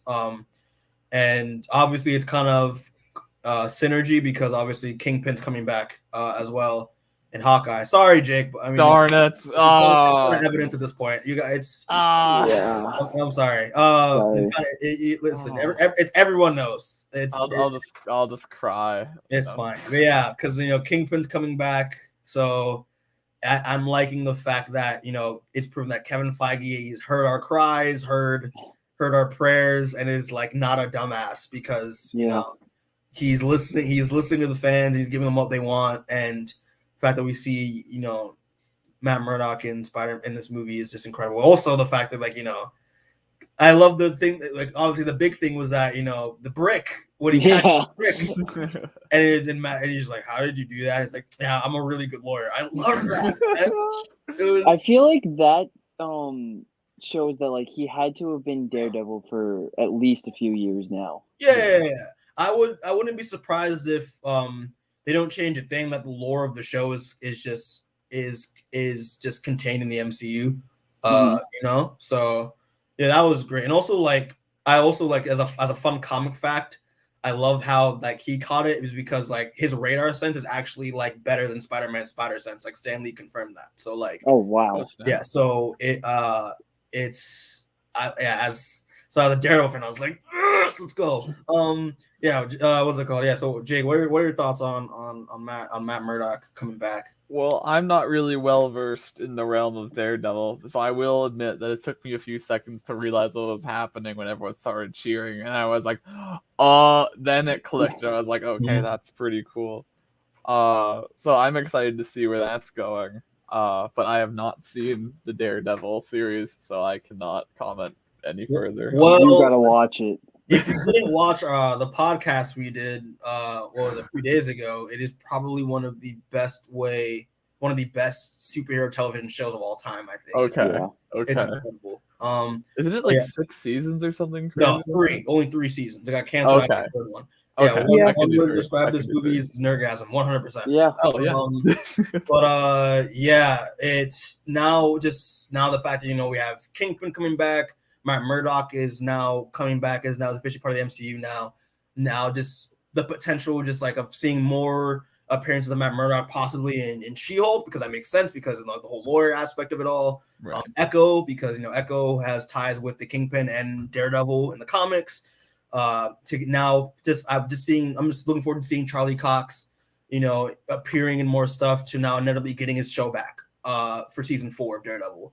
And also now the possibility of this now is possible that maybe, you know, Kristen Ritter, Jessica Jones might come back, or Mike Coulter as Luke Cage could possibly come back, or John Bernthal's Punisher coming back. So I hope listen, if Kevin Feige was willing to bring Charlie Cox back, anything is possible. If he brought both of them back, I think he's at the very least gonna bring back the Punisher and probably the Luke Cage and Jessica Jones. Iron Fist, probably not. I don't think so, because I think that's like everybody says that like that's like the worst one. Yeah. As an Iron Fist fan though, that hurts me, but I understand why you wouldn't do it. But yeah, that's all I gotta say on Matt Murdock. It's just I can't wait to see what's next with the character now. It was disappointing to not like have a scene with just him and Spider-Man like in the suits, just like having a conversation, or like a cool like traversal like type scene. You know, I would have loved that in this movie. I think kind of a missed opportunity, but yeah, that's just me. That's more like a small little nitpick, but yeah, I love it. Oh God, I can't wait. I can't wait, Steve. We're gonna get a show back in like the next like 5 years, I think. Like, you know, it's gonna be great. And also, I want a new like you see like the photo that I have with him and Spider-Man. I want a new version of the suit. I don't want this new suit. I really like the suit. What would you change about it though? I would get rid of the black and just make it a darker toned red, and then give him the DD symbol. Fair enough. Yeah, I want it as close to the comics as possible. Even though, but I do love this suit as well. So, I wouldn't not like it depends. Is it better than Spider-Man 2 though? You guys want to answer that question? Do you think this movie is better than Spider-Man 2? Absolutely. Which one? Absolutely. No, I don't care. 2, Absolutely. Like, oh yes. Yeah. No. Yes. Absolutely. Yeah, by far. Yeah. Yeah. All right. So to move on, now we're gonna talk about the ending. Wait.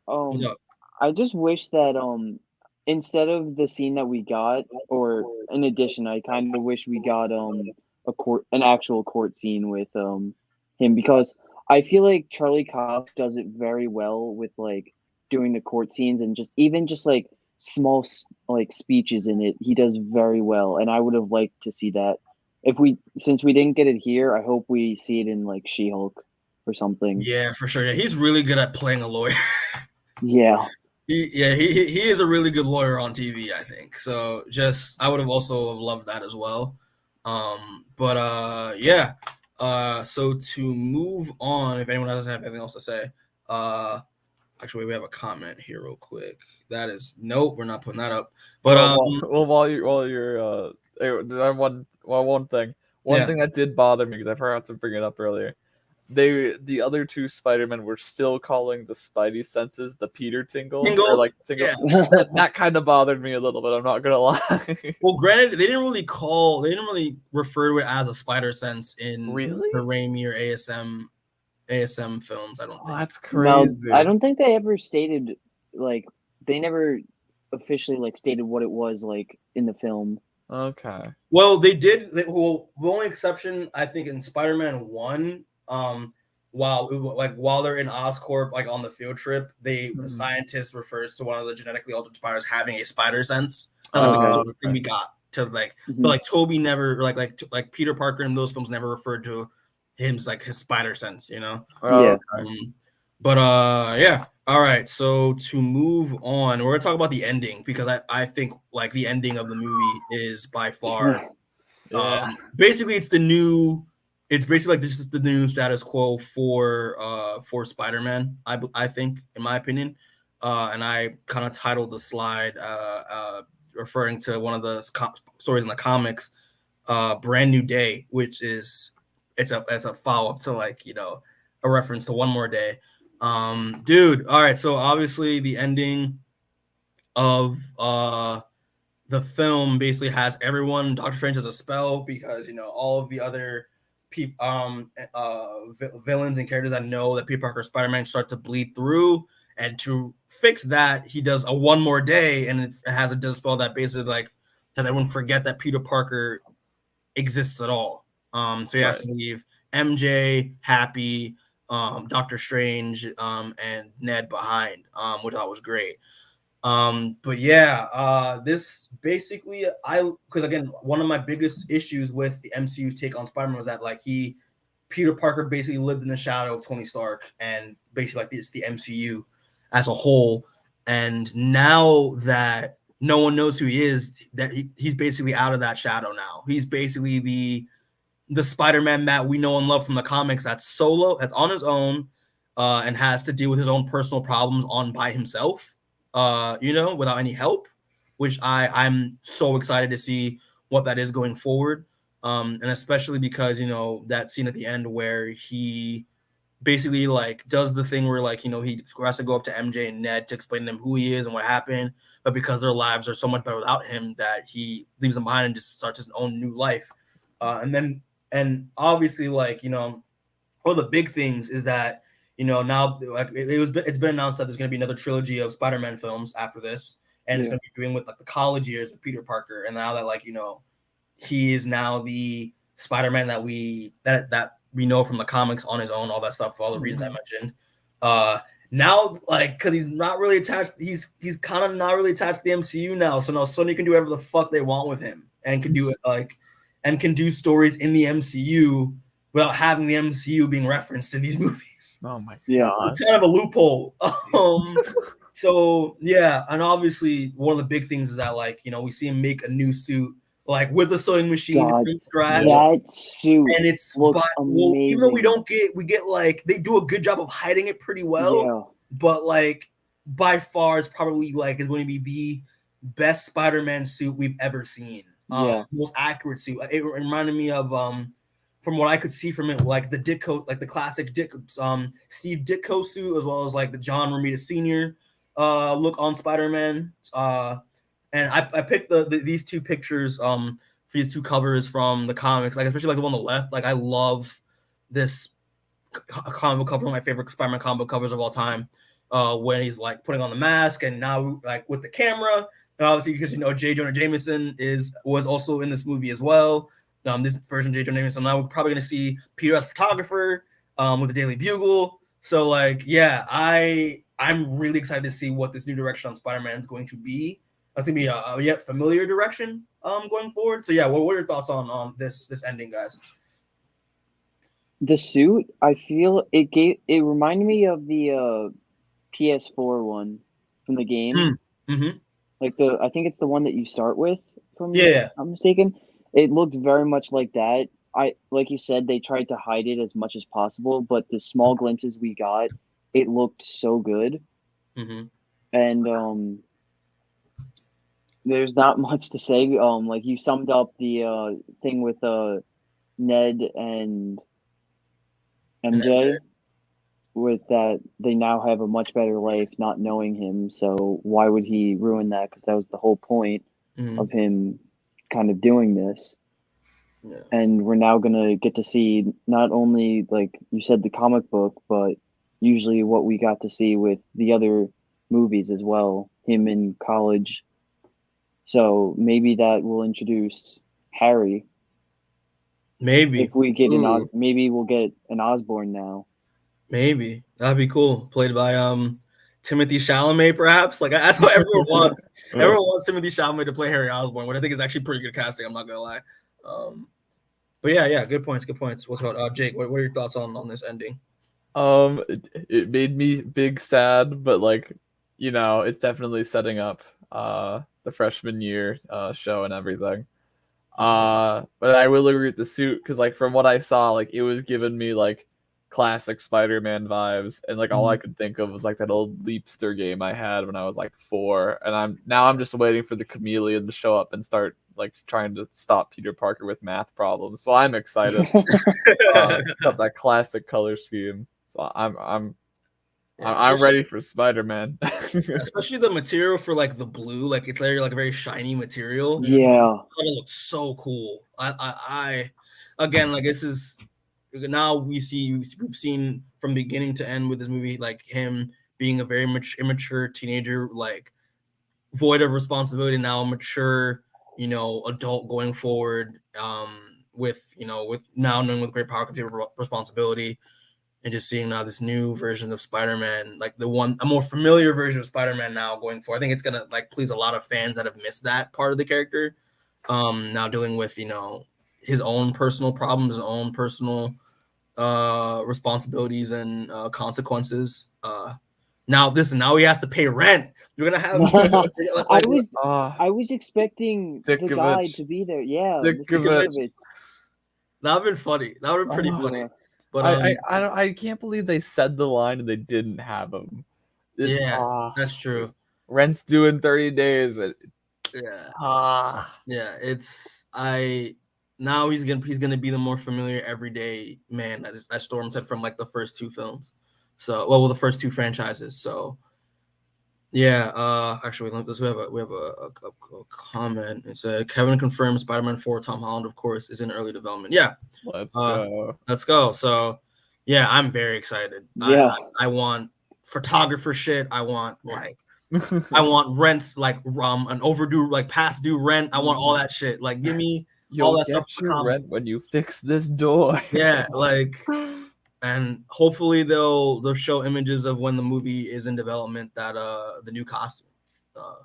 I can't wait to see what it looks like. Like, oh god, that's gonna be fun. Well, then does this mean that the next one is gonna be Venom as the? Maybe. I would think that since they just set that up a bit, I would think that would maybe be the next one. Yeah. Well, speaking But of then- Venom, the mid-credit scene, which again, which we said when we watched, it was very disappointing because like we were really hoping to see an interaction between Tom Holland and Tom Hardy, the two Toms. Yeah, so like it's basically just like Tom Hardy at the bar, I'm assuming at the hotel that he ended up in Venom Let There Be Carnage at the end, talking to the bartender about, you know, the fact that there's an Iron Man and that there's a Hulk and there's an Avengers and there was Thanos with a snap that erased half the population. Yeah, like that was really interesting, just like how weirded out he was about this new world he ended up in, but like, you know, And he's just gone. it was so underwhelming. I was like, God damn it. Like because he does talk about like, oh, I should maybe talk to the Spider-Man guy. And then he just disappears. And we're just like, fuck. I really hope they do find a way to actually put him in the MCU, though. We'll see. I don't know how they're going to do it now. Honestly, I wasn't there at Let There Be Carnage, but honestly, it kind of felt like it would have been better if that scene in Let There Be Carnage just wasn't there at all. Like if it was just at the end, it was like, oh, it's Tom Hardy. Oh, there's Venom, and you know, instead of like setting it up months ago and then just not doing anything with it. Yeah, I feel like it would have been better if it was just this scene. Yeah, there wasn't a good payoff. No. Like it should have just been like, oh shoot, there's Venom. No 3-month build up. All I fucking wanted was him to interact with Spider-Man, get the Venom Spider-Man Venom logo, and then leave, and like that was it. Like yeah, doesn't he also then use like similar abilities too? Mm-hmm. He gets well that was because Peter got the symbiote first, and the symbiote takes the attributes of its previous host with it, so he got like the powers and stuff, and like could make his own webbing and crawl on walls and all that stuff. Yeah. But like obviously the big setup now is the fact that a piece of Venom is left behind, and they both has a goal finding Spider-Man. So yeah, probably the next set of movies now is going to be like probably the first of the new trilogy of the next trilogy is the Black Suit Saga of Spider-Man, which I'm very down for, and it's probably going to be very different from the comics and like animated stuff because Eddie Brock doesn't really exist as far as we know of, exists in the MCU. So I'm curious to see how that's gonna go. I don't know what your thoughts are, like if you have any theories on how it's gonna go or not. Well, now you just bringing that up makes me think that let's say the Eddie Brock for the main MCU is the same guy, but he gets Venom later on, like after Spider-Man gets it, and then Venom, since he has no memories like with Venom and whatnot, maybe Venom it says like all the shit that they did together, maybe, or just like puts all the memories from the Tom Hardy in the other universe into the new Tom Hardy. Yeah, that would be fucking hilarious. And just like very lazy writing. Yeah, it doesn't sound great, but like maybe that's a way. It could work. But I don't know, Jake. Do you have any thoughts on just the mid-credit scene at all? I still just think they shouldn't have had the one at the end of Let There Be Carnage and just have it be this. I think that would have been a better payoff because it wouldn't be 3 months of waiting for nothing. Yeah. But one of the bigger things is the fact that now how because obviously Morbius is coming out next month in January. Obviously we know that Michael Keaton, Vulture, is in that movie. So it's maybe connected to it's probably people think it's connected to the MCU, but also like fucking in the latest trailer for Morbius, he references Venom. So like, It's literally what just- Seamus. It's literally what Seamus said. Sony just does not give a shit because Yeah. there's the Venom reference. There's the Michael Keaton as Vulture there. There's some reference to Tobey, and there's also some reference to Andrew. So it's like there's a reference to every single area, and it's so you don't know where it is. So it's just like they don't give a shit at this point. Oh my gosh. yeah, but yeah, I don't have any other thoughts. I wanted a No, better payoff from this. Yeah. But yeah, it's whatever. But listen, Black Suit Saga next movie, I'm hyped. That'd be pretty Yeah. cool. I hope it looks like the suit from the comic, like with the big like white spider logo on it. Oh god, that'd be sick as fuck. But yeah, I hope it doesn't look like the picture on the right, because it would just basically be the same thing then as what he had when he just like turned the suit inside out basically. yeah, for sure. But yeah, obviously, so move on to like one of our last points. Obviously, we got a post credit scene at the end of this movie. Mhm. And Just pull out No, the we trailer. didn't. We got a it trailer. was Yeah, a we full got on a first trailer. look. We got a lot Yeah. more than we wanted, than we were expecting. But yeah, we got a full on first look into Doctor Strange and the Multiverse of Madness. Dude, this is gonna be the next MCU movie after this. You know, so that's obviously why they did it. I am extremely excited now than I was before with this movie. Obviously, and the thing is, funny enough, coincidentally, this movie is going to be directed by the legendary Sam Raimi. Yeah. Oh my gosh. So Tobey I'm confirmed. Tobey. I mean, listen, I remember originally people thought that Tobey and Andrew were going to appear in this movie. Yeah. But No. obviously that's not the case now. But yeah, we got a full on. I think it was like a solid like 2-3 minutes. Yeah. Of just like a first look, which I was surprised by. But yeah, man, I'm just gonna like I'm just going through what we saw. We saw obviously Stephen Strange, you know, like Doctor Strange, of course. We saw Wanda come back after the events of Westview and WandaVision. That was really cool. We got some scenes, we got some glimpses of Xochitl Gomez playing America Chavez, aka Miss America. Which I'm excited to see how that character is going to turn out. Who was that? What? Yeah, because I was just gonna say, who is the character like on the left? Yeah, that's America Chavez. Who's Miss America in the comics. She was a like an Afro Latina character that they created who has like interdimensional abilities and like super strength and flight. Okay. So she has ties to like other dimensions in the multiverse, and also she's a young Avenger as well. Okay. Well, in the later iteration of the Young Avengers. So yeah, you could see glimpses of her in that teaser. Obviously, big thing we had Chiwetel Ejiofor coming back as Mordo, looking. Yeah, that looked really good. I love the Rasta I love the Rasta dreads. Oh Lord. And obviously, going back from Doctor Strange 1, we know he has a goal of ending all magic, which I've been waiting to see this played out since the first one. That was like, I feel like around a couple years ago now, where that movie came out.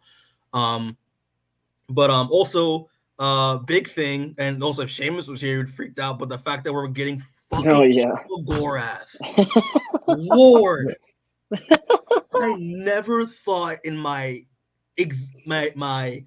time on this earth I would see Shuma Gorath in live action fighting Doctor Strange. Like, what the fuck? Like, well, and the thing is, like, for people who don't know, Shuma Gorath is an interdimensional being in the comics. He's basically like kind of like a Lovecraftian Cthulhu type character. And we did see teases of him in What If as well. So that is something there. But obviously, the big thing that obviously we can see from the right photo is that the villain of the movie is Doctor Strange, but more specifically, Doctor Strange Supreme, who was in What If, episode I think 4 or 5. Don't spoil if you can help it. I mean, it's kind of here. Just give me a thumbs up when you're done. I'll just go like this. Well, we'll talk about we'll talk about we're talking about theories with him last, but like, what are your thoughts on like Wanda, America Chavez, Wong, Shumagorath, all that stuff? Okay. I like that Doctor Strange is like, yeah, I don't give a shit about what you did in Westview. Yeah. That's nothing. Mhm. But I have a multiverse level crap now, and I need your help. Also, yeah, it's I'm gonna be honest, the how do you say the Oh, I'm just gonna call him Cthulhu. yeah, it's Shumagorath. Shumagorath, okay. Yeah. Shumagorath, the quick glimpse that we got, it honestly looked pretty solid. It Yeah. didn't look bad at all. Yeah. And yeah, I'm excited for shit, what's the guy's name? Wong? No, Oh, Mordo? Yes, Mordo. Mordo, I'm excited for that because now I'm thinking, was he snapped or not? That's true. So let's say he wasn't snapped, then maybe this whole time he's just been going after other sorcerers, and maybe there's just not that many left. That makes that actually. I honestly hope they address that in that, because that was actually a really good point. But anything else you want to say, Storm? So No. Jake, do you have anything to say on that stuff? The stuff that you know about? Yeah, no, because I was gonna say we've kind of reached the point in the MCU where I have no idea what's going on anymore. Because when you said, for those who don't know about Shumagorath, I'm like, oh, that's me. Hi. Yeah, of course. Yeah, so I'm gonna catch up on everything that I've missed on Disney Plus since I've been on campus. So I'm gonna watch like Hawkeye and What If and all that. So hopefully I'll catch up. But the trailer looked nifty, so I'm psyched. Gotcha. Well, I'm very excited, especially because Yeah. of Wanda. Spoilers for WandaVision if you haven't watched WandaVision. No, that one I did see. Okay, good. Because we got the kind of reveal that like Tommy and Billy are still somewhere out there. Yeah. So basically, I would assume part of her arc is actually trying to find her kids. Ooh. Well, maybe other version of her children. I would assume that they're gonna probably, if they do come up, they're gonna age them up as teenagers because Young Avengers. Right. But I'm gonna miss. Those kids did really good for the show. They did a great job. They were definitely one of the highlights of Doctor Strange. I'm sorry, of WandaVision. Yeah.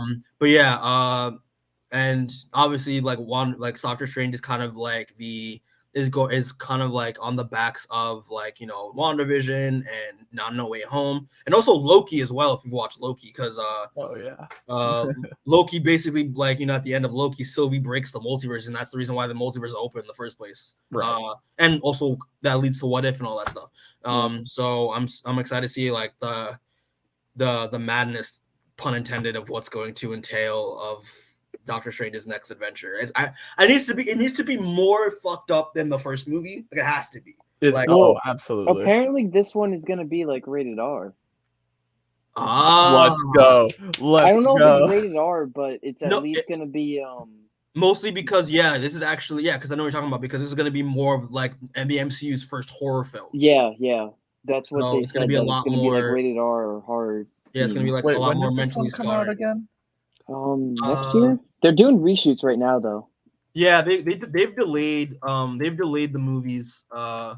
They delayed some of the films. So yeah, this comes out May 6th, 2022. All right. That summer. We gotta see it during finals week. Let's go. But I'm very excited. Yeah, just to close. I'm also actually, Jake, you want to cut your mic off now? Oh yeah. All right. Doctor Strange Supreme, dude. I'm so ready. Caden brought up that like, I knew that this was gonna be I didn't think it was gonna be a whole ass trailer. I just thought because Caden explained it to me, I just thought it was gonna be like a normal post-credit scene. Yeah. And he said it seemed like they're doing like a trick, like manipulation, where it seems like he is gonna be the villain, but he's actually not. I hope he is the villain, because supposedly originally I think Wanda was supposed to be the villain, right? Yeah. That was like some of the early rumors of her being the villain after WandaVision, which I thought would actually be really cool. Yeah. But yeah, maybe in this case that like from what they're saying, like, maybe like Strange Supreme might be the villain of the If of he the is, I don't know how the hell Normal Strange is gonna defeat beat him. him. Yeah, because Normal Strange in the What If episode couldn't even beat him. Yeah, And plus because he's basically because like for people who didn't watch What If, but you should have by now. He's also the host of various demons. So wait. If he's how is this gonna work with the end of What If? exactly, that's the thing because he's supposed to be guarding the Yeah, pocket dimension that contains Ultron and Killmonger. yeah. So I don't know. I honestly have no idea what they're going to do. But yeah, I don't know. It's just this Yeah, is gonna be one crazy movie. honestly. But yeah, I have nothing to say. I'm just excited. I'm also curious how they're gonna do Miss America. I don't really know much on the character, but I'm excited to see how that's gonna go. But I already said I don't like the fact they casted a light skinned actress because the character is a dark. She's an Afro Latina, like Dominican. They casted a light skinned Mexican, so like I don't really like that. But like I'm curious to see what they're gonna do with the character. But yeah. So Jake, you're good. You're good. You're good. You can come back now. I think he's muted him. Yeah, I think he's muted us. But It's just all right. So we're just gonna close it out with our final thoughts and final verdict of the movie. Yeah, so obviously this movie is fantastic. It's great, it's iconic, I think. It's probably like I would say is for me it's one of the best Spider-Man movies ever made. I'm not gonna put top because I love Spider-Verse so much. So like fair enough. But it's this one straight second, like straight second. This is for me is top Spider-Man, MCU, and probably superhero. Mm-hmm. It's so good because it just takes all their stories and finishes them off so well. Mm-hmm. And it's just such a good like fan letter, I guess. Yeah, fan letter. Yeah, fan letter to everyone for, like you said, like the past 20 years. Yeah, it's just such a good film, and it's just one of those films I think I could watch so many times and not get sick of it. Yeah, for sure. What's it called, Jake? What are your final thoughts on? I mean, like it needs time to simmer, I think, but like this could just be top 10 movies for me. Period. Honestly. Mm-hmm. Yeah. I mean, it's definitely up there. Oh my gosh, you can't really replicate that feeling of watching in a movie theater full of people just popping off at the sight of Andrew Garfield walking through a portal. Mm-hmm. Like it's just like but before I had watched some of the movies here, because I hadn't seen The Amazing Spider-Man until like a couple months ago. I never in my life thought I'd ever be like cheering for Andrew Garfield, and here we are. Yeah. Another thing, before this movie and this club, Spider-Man was like a good hero on my list, but the club bumped him up so much, then the movie made him my favorite superhero. Mm-hmm. For sure. Oh yeah, you remember you told me that yesterday. I was like, yeah, the club will do that to you. Yeah, but I think this movie is fantastic from the story, even though there's some inconsistencies, but we've talked about that. Yeah. The story, the performances, the character development, the fact that it's the AI was Storm 6 basically a love letter to Spider-Man fans and to the Spider-Man franchise for the past 20 years. The teases, the references, like Matt Murdock coming back, like there's so much good stuff in here that just works. And also establishing what like now a familiar like a back to basics like arc for Spider-Man now going forward. I'm so excited to see how that turns out, and Tom Holland's like did such a phenomenal job, and I said again proved that he is the best actor for Spider-Man for sure. And also like again seeing Tobey and Andrew, and seeing Andrew now getting the closure that he needed. I loved it. I loved it. But like, so what would you agree with Declan that this is, because Declan said this to him, it's the best MCU film ever. Like, do you think that's the case or no? I'm just curious. Man, I don't know.